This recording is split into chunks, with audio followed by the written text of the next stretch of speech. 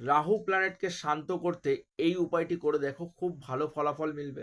কারণ রাহু এমন একটি প্ল্যানেট যেটা আপনাকে হঠাৎ অর্থপ্রাপ্তি দেয়, আপনার জীবনে আমূল পরিবর্তন এনে দেয়, আপনাকে রাজাও বানাতে পারে বা কোটিপতি বানাতে পারে কিন্তু এই রাহু।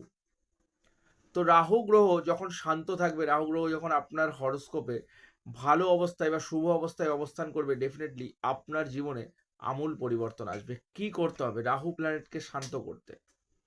আজকে যে উপায়গুলি বলবো করে দেখো, খুব ভালো ফলাফল মিলবে। এক নাম্বার হলো, বাথরুমে সবসময় নীল বালতি নীল মগ ব্যবহার করো, এবং বাথরুমে সেই বালতি যেন সবসময় ভরা থাকে, কোনো সময় যেন খালি না হয়।